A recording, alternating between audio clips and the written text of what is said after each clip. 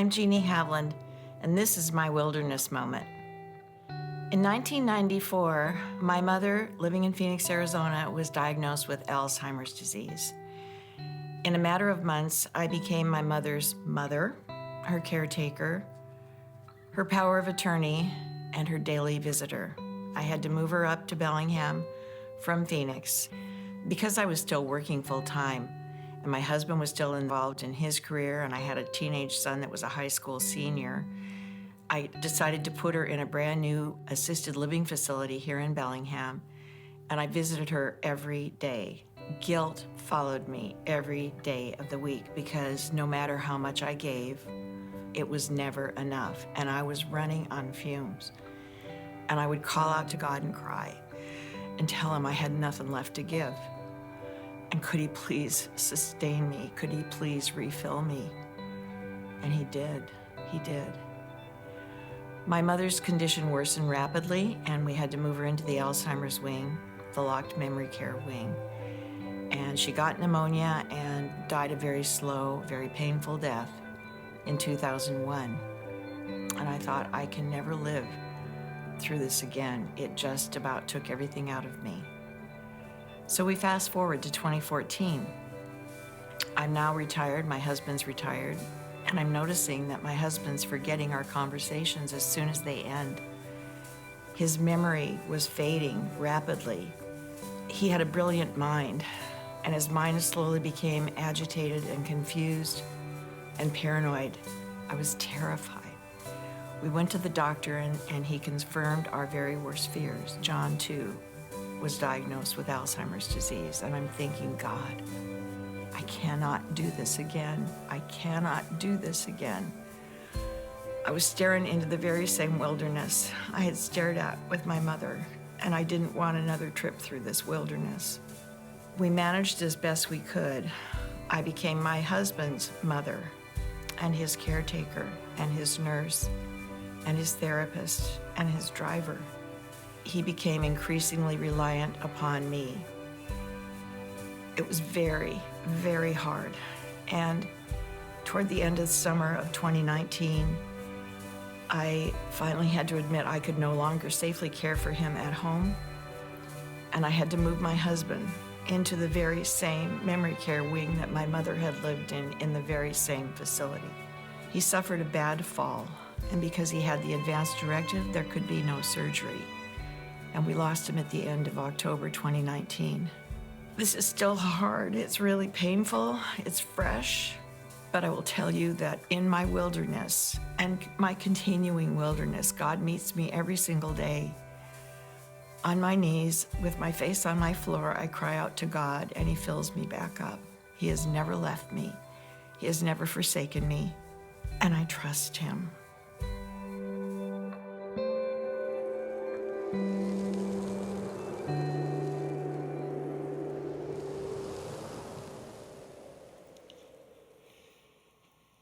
I so appreciate the courage and raw transparency of those who've shared their stories with us. Can we agree together that the liminal space, that in-between space between where we've come from and where we want to get to, can be uncomfortable? And we just so desperately want to tie a nice, beautiful bow on the top of all of the stories. But the reality is that's not reality. We carry these things deep inside of ourselves. In our wilderness moment videos, we've shared the pain of anger, the desperation of recovery, the pain of family hurt, and today the wilderness of caregiving. But I want to remind you of the thread that has run through every single one of them. In every single liminal space, God showed up. And that's what he wants to do today. In the unknowns of this liminal space, I don't know about you, but I need an anchor. I need somewhere or something that I can lock into to hold me as God strips away things that I thought I needed, but now I find out that I don't need. And I find out that there were things that I thought I didn't need that I'm now holding on to as tightly as I possibly can. In those moments, we need an anchor of truth to ground us. We need bedrock. We need somewhere to plant our feet where we can actually say and mean, on Christ, the solid rock I stand. All other ground is sinking sand. Today, I want to focus on an anchor of truth that is thousands of years old. I believe it is more relevant today than it has ever been before. I hope and pray that you will not dismiss it or overlook it because you've heard this all before. Because if you've been around church, I promise you, you've heard this before. But before I start, let me tell you a story. I want to apologize on the front end for all those of you who are afraid of flying. 2 weeks ago, I got on an airplane. I sat down, I buckled my seatbelt, and as soon as the flight attendant began to prepare for her pre-flight instructions, as soon as she said, "Good morning, everyone, and welcome aboard Alaska Airlines," before she even held up that fake seatbelt, I had already ignored her. Along with everybody else in the plane, we're all looking at our phone, we're reading something. We are not reading the safety card in the pocket of the seat in front of you. We are paying no attention whatsoever because I've heard it all before. I know what the instructions are. Because I wasn't listening to her, I have no idea what she said. For all I know, maybe she said something different.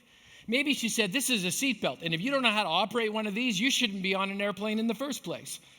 It really can't save your life if we plow into the ground going 600 miles an hour, but it'll make cleanup a whole lot easier. We'll be able to identify your body a little faster, so if you could put one on, we'd really, really appreciate it. I have no idea if she said there are 4 emergency exits on this airplane. You're never going to get to any of them if we hit the ground.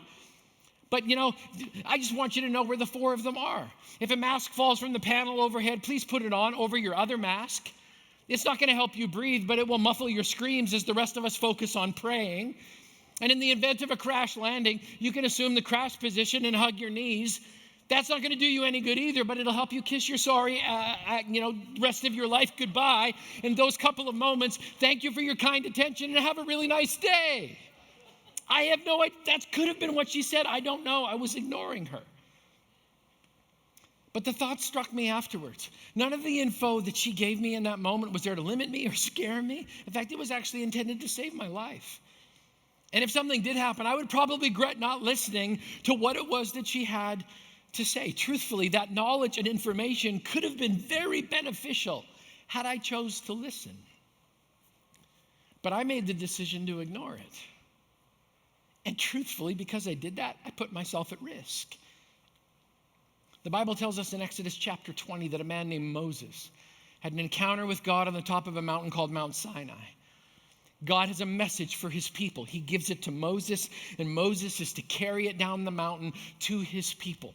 10 commandments on which to ground their life.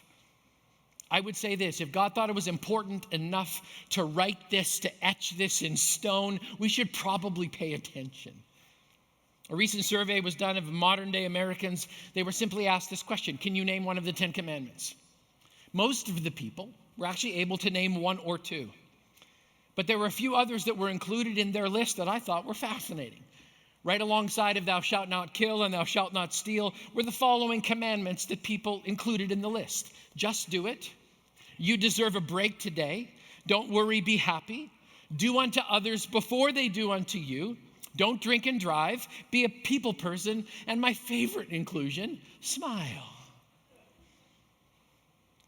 Apparently, somewhere in history, people just started ignoring God like I ignored the flight attendant. Somewhere along the line, we figured we've heard this all before. This isn't vital information. I mean, really, Grant, you're going back to the 10 commandments. Could you come up with something new and fresh? People have tried to change these and water them down for a long, long time. You know why? Because there's something inherent inside of us as people. We just don't like it when someone tells us what to do or how to live. 1989, a well-known media mogul was lecturing a group of newspaper executives. He made front page news when he suggested the 10 commandments were out of date and they should be changed to the 10 voluntary initiatives that could guide more sensitive persons into a new age. Wow. Just so we're clear, they are called the 10 commandments. They're not the 10 suggestions. They're not the 10 politely stated requests. They are the 10 commandments from God, and we need to look at them today because they will ground us in truth no matter what wilderness we may have to walk through. Before we do this, I want to stop for just a second. How do you think God gave the 10 Commandments, what do you think his voice sounded like? What was the tone of his voice? Was he like a drill sergeant screaming in the face of his soldiers? Do this or die, maggot? Is that the way you picture it? What if it wasn't that way? What if it came in the form of a loving Heavenly Father speaking to one of his children? I just want this thing called life to go better for you. That's why I'm giving these to you. They're a gift. These are not restrictions. These will actually help you. What if the voice was a gentle thunder? What if it was earnest and yet calm? What if it was genuine and yet reassuring? What if it was like a father lovingly giving his children boundaries? What if it was loud, but in a very comforting sort of a way? I think we assume wrong when we just assume there was anger involved in the way God was loving his kids with these beautiful commandments. So we're going to do a brief overview. This is not a theological treatise. We're never going to cover all 10. In fact, if you'd like to go back, multiple summers ago, we actually did an entire series on the 10 Commandments. We did one commandment per week for 10 weeks of the summer. It's back in the archive. I believe it's when I still had long hair. So just follow the hair back in the archive and you'll find it eventually back there in the day. Let's cover the 10 Commandments. Number 1, you shall have no other gods before me. Why would God ask that? One word, focus. Basically, God doesn't want us to worship anyone but him. He alone is to be our focus. He alone has the right to sit on the throne of our lives because he created us. So here's the bottom line. This is God's commandment. Don't have anything in your life that's more important than God. Don't allow anything to compete with his time, his attention, his money, his focus, which, by the way, all belongs to every single one of us. Take God seriously, just don't take yourself so seriously. Number 2, you shall not make, bow down before, or worship an idol. Why would God put that one in there? Because God knows that we have this natural human inclination to create shrines in our life. I read an interesting architecture magazine the other day that said this: most people borrow money on their home and their car. You know what Americans spend most of their money on next? Their entertainment center. Wow. I'm not saying your television's bad. I'm just saying when it becomes and takes the place of God and distracts you from worshiping God, there's a problem. Laurel and I had our first home in a little apartment on I believe it was the second floor of an apartment complex in a city in Saskatchewan, Canada. There was a guy in our building who was having a love affair with a brand new yellow Corvette. It's a nice car. I think it was actually a restored, like maybe 74, 75, 76, somewhere in there. It was obviously new to him. It had nice paint, sunroof, leather interior, and every 3 days, like clockwork, he would wash and wax the car. And when he was done, he would stand back in awe. It's like, look at this vehicle. One evening, a hailstorm rolled into the town where we were living. And as marble-sized hail pounded down from heaven, I saw Mr. Corvette run outside and throw himself over top of his vehicle. Just in case you're wondering, hail in Saskatchewan that size, it hurts.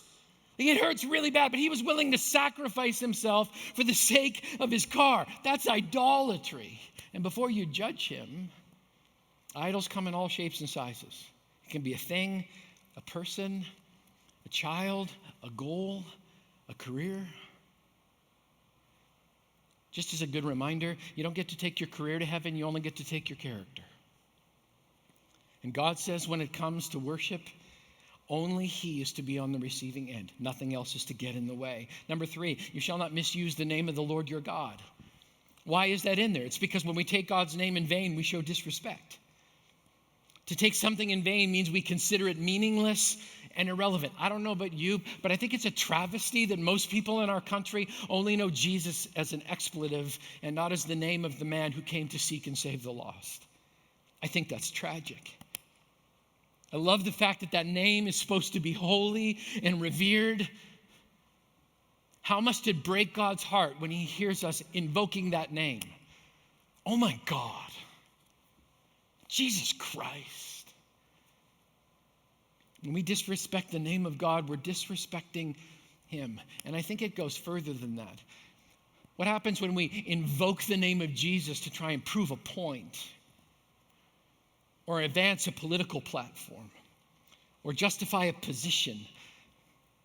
How tragic is it when we invoke the name of Jesus to try and get something from somebody? I believe God would say, God forbid.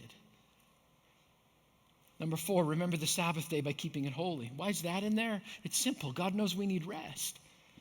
Rest for the body, rest for the spirit, rest for the soul. We need rest. I mean, what did God do on the 7th day of creation? He rested. Not because he needed to, but because he was setting an example for the rest of us who actually have to.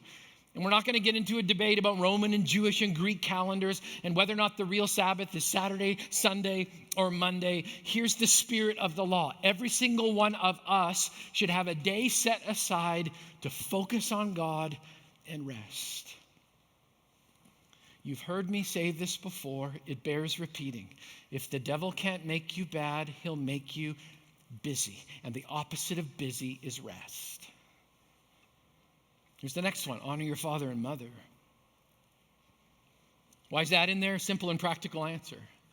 The way you treat your parents for your whole life will teach and influence your children on how they're going to treat you when you're old. So you should probably model something good. Treat your mom and dad like garbage, and guess what's going to happen to you when you're old? I know it seems simple, right? Just honor your mother and your father. God wants us to honor those that he used as a vehicle to bring us into the world. How do you do that? By being respectful, by not ignoring them, by acknowledging their wisdom and honoring their legacy, for being grateful and saying, I have no idea how much it costs to raise me, but I'm going to say thanks.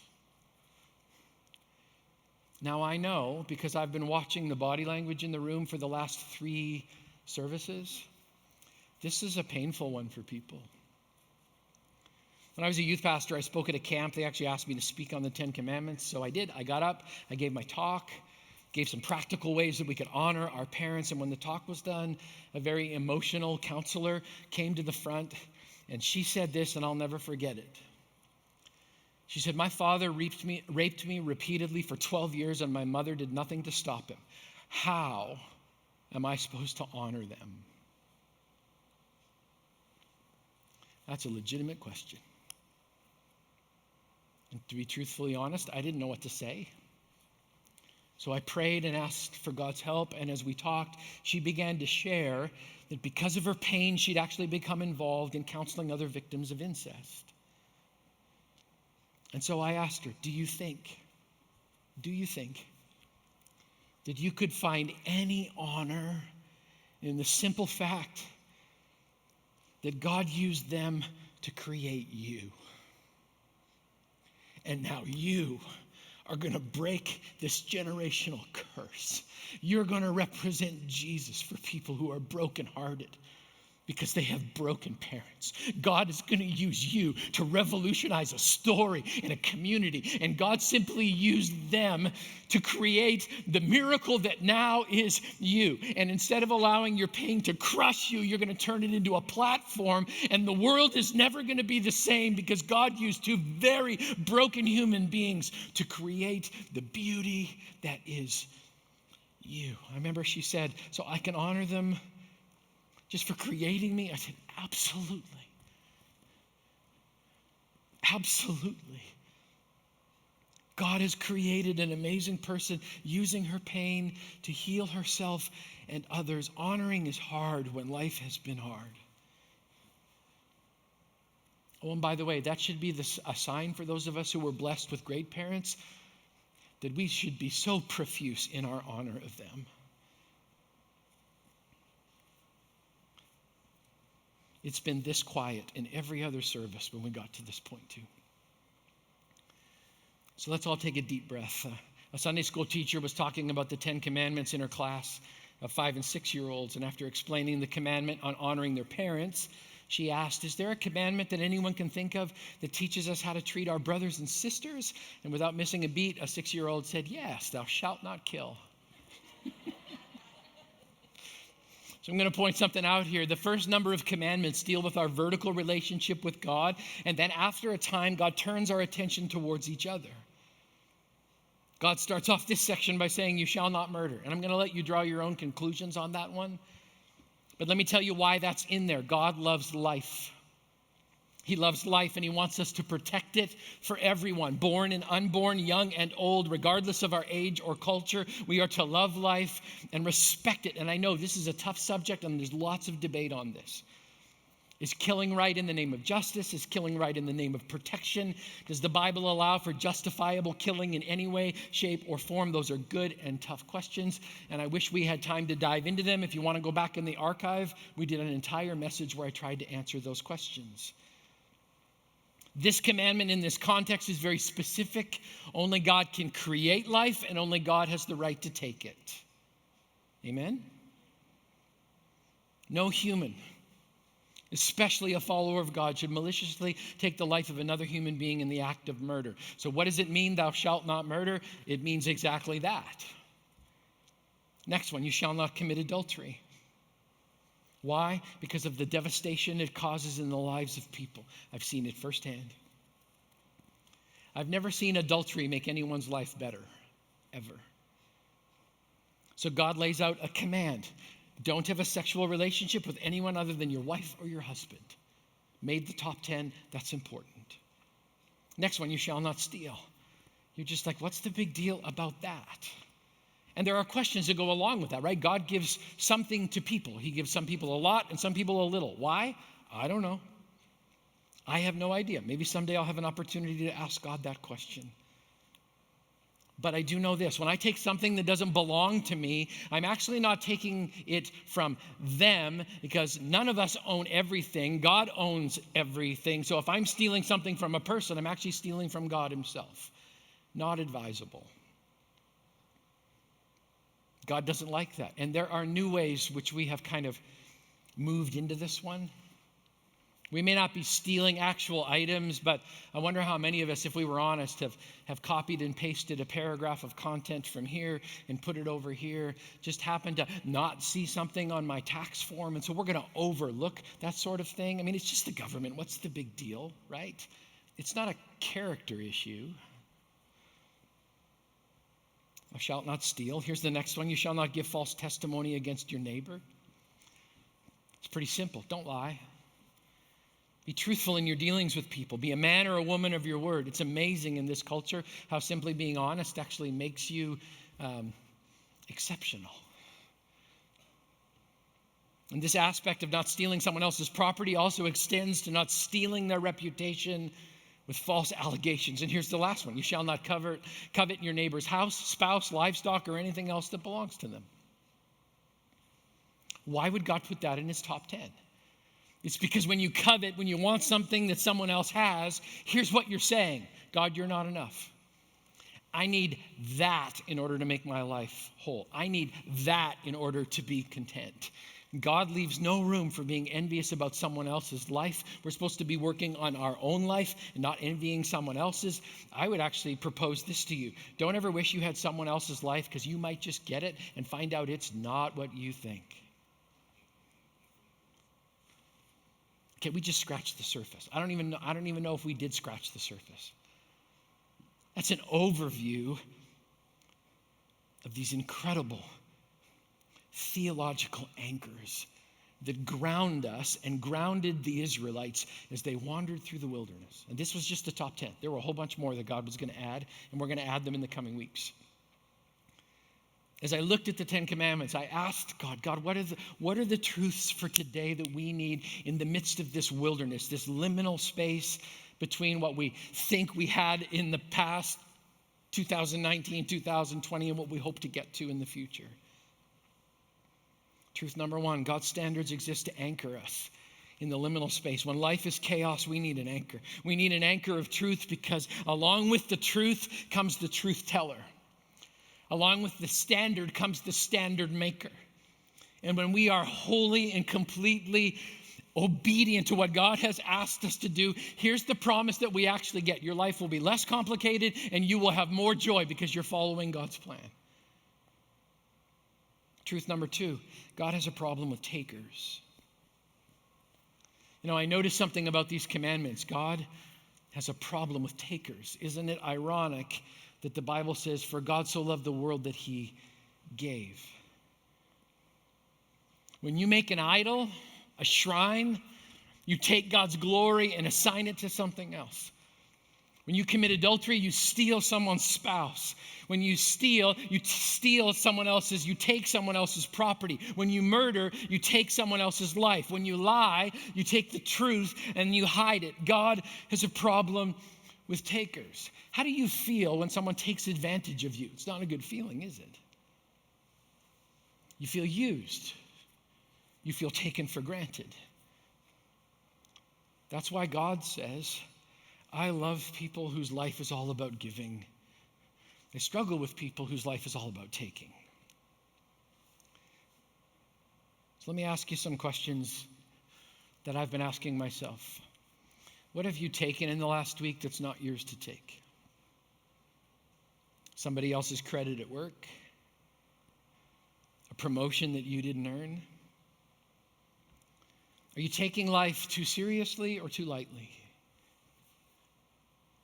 To those of you who may be employers or managers, are you taking people for granted right now? And I know this is so hard. It's almost counterintuitive in our thinking because the world programs it into us. What do we say? It's yours for the taking. The commandments were designed to make us stop and think about our taking levels. When you're taking more than you're giving, you're out of balance and you've lost your anchor. Number 3, Moses stood up for what was right and he actually ended up purifying a nation. In a few weeks, Pastor Brian is going to talk about the golden calf incident. It's coming up in the book of Exodus quite quickly. Some of you are familiar with it. I'm not going to preach Brian's message. I'm just going to kind of touch on a little element of it. So Moses has been running up and down the mountain delivering God's message. On one of his trips up the mountain, God covers the mountain with a cloud, and God and Moses spend time together, 40 days and 40 nights, same amount of time that Noah was in the ark. Apparently, God likes the number 40. And during this time, God gives Moses the commandments and the law and a whole bunch of tabernacle instructions. We're going to learn in the next couple of weeks about this portable church that the Israelites carried along with them to make sure that they had the presence of God right in front of them all of the time. Finally, Moses comes down from the mountain and finds the people of Israel, in just a matter of days, have already broken the first 2 commandments. They got bored, so they created a shrine. They actually made a golden calf, a golden farm animal, and they decided, let's go worship that. And before we judge them, let's just think about how easy it is for us to get distracted and worship something other than Jesus. I mean, Moses' anger burns up inside of him. He shatters the stone tablets that contained the commandments. And there's these rock piles laying on the ground, piles of anger produced by human failure. People had already broken them. I tell you what, if I was God in that moment, I would have just torched them all. But once again, the forgiveness and the patience of God shows up. But there's a moment, a defining moment, when Moses becomes a real leader. If you remember back to the beginning of the story, Moses did not want to be a leader. He's like, God, I can't even talk straight. God's just like, it's okay, I'll be with you. That stick you have in your hand, we're going to do some really cool stuff together with that stick, Moses. Trust me. Moses comes down, shatters the tablets, and here's what happens in Exodus 32. We're jumping way ahead. When Moses approached the camp and saw the calf and the dancing, his anger burned, and he threw the tablets out of his hands, breaking them into pieces at the foot of the mountain, and he took the calf that they had made and burned it in the fire. Then he ground it to powder and made the Israelites drink it. That'll leave an impression, right? How popular do you think Moses was after he did that object lesson? But in doing so, Moses stands up for God's standards because he saw something. If they weren't obedient, they were going to go down in flames. Don't get me wrong. There is a time to stand up for what is right, but we're always supposed to do it in accordance with the full counsel of God. Because some of you are thinking, yeah, I'm going to go stand up for what I think is right. And I'm going to go home and I'm going to get on Facebook and I'm going to hit that button that says all caps. And I'm just going to let some people know. I'm going to invoke the name of Jesus all over their incorrectness. And we forget that while the Bible says we should stand for what's right, it also tells us how we're supposed to take that stand. And it says things like a soft answer actually turns away anger. A word aptly spoken is like apples of gold in settings of silver. It also says that the people of God are supposed to be filled with these beautiful gifts like gentleness, love, kindness. There's a time to speak truth, but we are always to speak truth with grace. I'll remind you, that's how God speaks to you. Last one, the truth of the 10 Commandments stabilizes the wilderness. You know, when I went back and read the 10 Commandments, I was struck with this simple thought. Here's what's grounding me right now in the midst of all of this chaos. It's pretty simple. If God is all I really and truly want, why would I need anything else? When I already have God, I don't need anyone else's stuff. I don't need anyone else's life. I don't want an idol to worship. That's a cheap substitute. I want to give respect and glory to his name. I want to honor those who've given me life because God used them to make me. When I live according to God's plan, I'm actually stabilized in all of the craziness. And couldn't we all use a little bit more stability these days? Now I know some theologians that are in the room, and God bless you, I'm so glad that you're here, you're whispering under your breath. It's just like, but Grant, this is Old Testament. Irrelevant. It doesn't mean anything anymore. Jesus came, fulfilled the law. I mean, we're already on to all of this new stuff. I would agree with the first part of your statement. Jesus did fulfill the law. He checked every single box. There are over 600 Old Testament laws, and Jesus fulfilled every single one of them. If we were honest right now and we went through the top 10, I don't believe there's a single human being in this room that could say, I am doing all 10 of these perfectly. And if you claim to have done all 10 of them perfectly, I would refer you to the one that talks about lying, and I'd welcome you to the club of broken humanity. It's nice to have you company. Jesus did fulfill the law, and he checked every single box there was, which actually allows us not to be bound by a code of conduct, but to be bound to a heart of gratitude that Jesus is a Savior, and that's good because I'm a sinner. Jesus took these commandments even further. He took the murder and adultery commandments and moved it from the body to the heart, from behaviors to attitudes, from outward to inward, from the shell to the core. Jesus said, look, the commandment says thou shalt not do this in your body, but if you even think it in your brain, then you're guilty. And you go like, I know I'm guilty. Jesus came to save us from that. To wipe our record clean so we can come back to these fundamental foundational truths and see them through the lens of a loving Heavenly Father that says, I'm giving you these because I love you. They're foundational, they're bedrock, they're timeless. Yes, they are standards. Yes, they are commandments. And God says, if you are willing to obey me in this, your life will be so much better.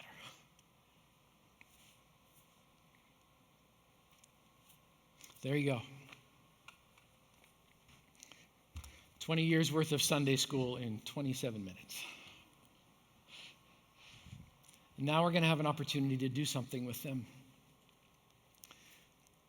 This entire month we've been focusing on prayer, and I would love to take the last 9 minutes that we have together and guide you through a prayer exercise where I'm hoping and praying this becomes unbelievably personal for you. My prayer is that right now we would be so courageous to give God permission to say, God, I want you to point out the painful parts of me that are not in alignment with your heart. I'm not going to run from it. I'm not going to hide. God, I'm actually inviting your conviction. Now, let me make a line of demarcation right here. If I just finished going through the 10 Commandments and you hear a voice in your head that says, you are horrible. You can't even do this. Are you kidding me? And oh, by the way, all those things that you think nobody else knows about your list of 10, I know where you violated every single one of them. Just so we're perfectly clear, if you're hearing a voice of condemnation right now, that's not Jesus. That's Satan, and the Bible says resist the devil and he will flee from you. You know how you resist? You say, God, that's condemnation. I reject that.